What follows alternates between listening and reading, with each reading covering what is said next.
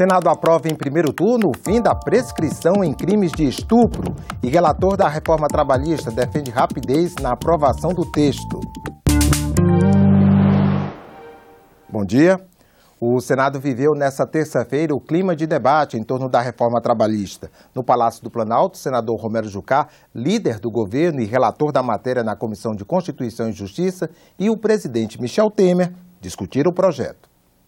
Logo no começo da tarde, foi a vez do senador Romero Jucá se reunir com representantes das centrais sindicais.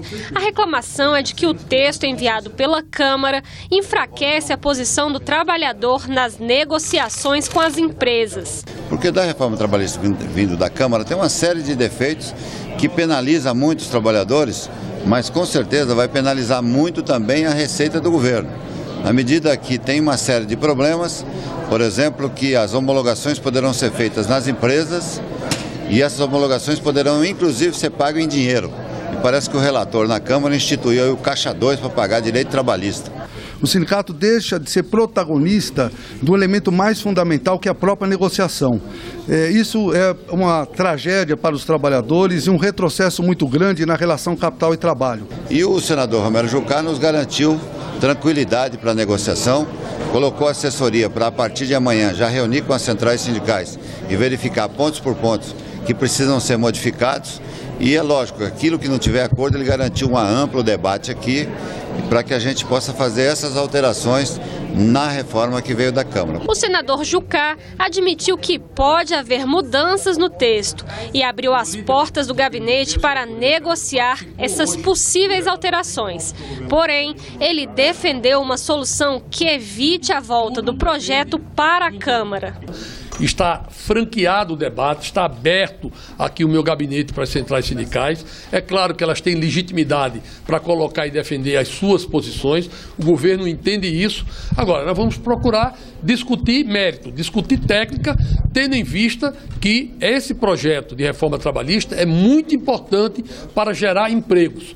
Mais de 14 milhões de desempregados no Brasil é algo que nós temos que agir com rapidez. Agora, é claro, respeitando as centrais, respeitando as posições, ouvindo e tecnicamente procurando construir algum tipo de solução que possa fazer esse projeto avançar. Se houver conveniência, tanto dos senadores como da parte do presidente da República, ele se comprometeu a não criar dificuldades. Se fosse o caso, faria inclusive uma medida provisória para contemplar, se houvesse uma negociação de líderes, para contemplar aquilo que fosse consenso aqui, para que a matéria não voltasse à Câmara. Para o senador Romero Jucá, o recado do Planalto foi bem claro: abrir o diálogo, mas dar celeridade à aprovação da reforma trabalhista. A agenda no Senado prevê discussões em audiências até o dia 15. Daí em diante, o debate deve acontecer nas comissões já para votar. O líder do governo também não descartou a possibilidade de aprovar urgência e levar o texto logo ao plenário. O senador Renan Calheiros, que é líder do PMDB no Senado, não concorda com toda essa pressa. Você não pode partir do pressuposto de que o Senado não vai discutir uma matéria, vai ter que deliberar de acordo com um cronograma pré-estabelecido pela outra casa do Congresso Nacional. Eu acho que o nosso papel é discutir, emendar, aperfeiçoar a matéria sobre a qual nós estamos deliberando. O debate sobre a reforma trabalhista já começa nesta quarta-feira com uma audiência pública conjunta das comissões de assuntos sociais e de assuntos econômicos a partir das 9 da manhã. Um dos convidados é o presidente do Tribunal Superior do Trabalho, Ives Gandra Filho. A TV Senado transmite ao vivo a reunião. O plenário aprovou nesta terça-feira em primeiro turno uma proposta que acaba com a prescrição para o crime de estupro. Para os senadores, a medida pode reduzir a impunidade. Em 2015, o Brasil registrou mais de 45 mil estupros e quase 7 mil tentativas. Mas esses registros representam apenas 10% dos casos, segundo o estudo do Instituto de Pesquisa Econômica Aplicada. O IPEA estima em 527 mil os casos de estupro por ano no país. Hoje, o crime de estupro prescreve em 20 anos. Isso significa que, se não for denunciado e julgado nesse período, o agressor não pode mais ser condenado. De acordo com a proposta aprovada em primeiro turno pelo Senado, o estupro passa a ser imprescritível, sem prazo de validade para denúncia e julgamento. Vai ajudar o Brasil a, se não vencer, mas a pôr fim ao crime de estupro da maneira como ele nos envergonha e coloca o Brasil como um destaque no cenário internacional pela quantidade de vítimas que nós temos todos os anos no nosso país. Hoje, os únicos crimes imprescritíveis são o racismo e a ação de grupos armados, civis ou militares, contra o Estado democrático. Para que o estupro se junte de vez a essa lista, precisa ser aprovado em segundo turno pelo Senado e passar pela Câmara dos Deputados. O tempo corre, a mulher não denuncia, o crime prescreve, a impunidade impera e com isso mais mulheres se sentem acovardadas, diminuídas, receosas de apresentar a denúncia. A bancada feminina se manifestou em peso a favor da proposta. É transformar este crime num crime imprescritível para que nunca, jamais a sociedade possa perdoar aquele que o comete. Nós teremos justiça para sempre. Essas pessoas que demorarem a denunciar não tem importância, porque vai valer a pena brigar, vai valer a pena lutar e colocar o agressor na cadeia. Com certeza não vai ajudar a diminuir a prática desse delito, mas vai atenuar o sofrimento das mulheres ao saber que ele pode ser esquecido por quem o fez, mas não será esquecido na justiça, para onde a mulher terá sempre o olhar de quem foi vítima. O deputado Cacá Leão foi escolhido relator da Lei Orçamentária de 2018. A LDO traz as regras para elaborar o orçamento da União. Esse será o primeiro orçamento onde a gente vai estar amparado pela PEC do teto dos gastos públicos, então a gente vai ter que fazer realmente um trabalho que demanda tempo, um trabalho que realmente se coloca e que se tem novidades, vamos dizer assim, no funcionamento, no andamento dessa comissão. Cabe a mim, como presidente interino, eu substituo o presidente nas suas ausências. Nesse caso não há nem ausência, não houve nem a eleição, apesar de os prazos serem estipulados de forma bem clara, 5 dias, se em 5 dias, a partir do início do processo legislativo, os relatores não forem designados, o presidente terá a incumbência de fazer essa designação. Confira agora a agenda das comissões do Senado para amanhã desta quarta-feira. A possibilidade de uso do Sistema de Protocolo Integrado Judicial de caráter nacional para facilitar o acesso de advogados e cidadãos ao judiciário é o que prevê projeto em pauta na Comissão de Ciência e Tecnologia. Na Comissão de Desenvolvimento Regional, o Grupo de Trabalho do São Francisco define cronograma e plano de ação. Depois, os senadores examinam projetos. Um deles é o que concede isenção do imposto de importação aos insumos, máquinas e aos equipamentos necessários à produção na Zona Franca Verde, no caso de mercadorias procedentes do Paraguai. Já na Comissão de Transparência e Fiscalização e Controle, a audiência para debater o modelo de fiscalização de movimentações financeiras no Brasil. Depois, a comissão vota projetos, como o que cria a tarifa social de água e esgoto.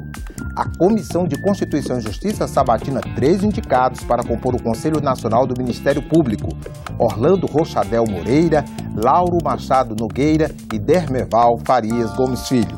Depois, os senadores examinam projetos. Um deles é o que torna crime hediondo o homicídio cometido contra pessoa idosa. O Senado está na campanha mundial do Dia do Lúpus. A data, 10 de maio, é para que médicos e o povo em geral prestem atenção aos sinais da doença, que é rara, mas grave. Há 3 anos, Ingrid descobriu que tem lúpus. Foi um choque saber que estava com a mesma doença que provocou a morte do pai. Quando o médico falou ainda que era grave, um dos casos graves de lúpus, por ter acometido os rins,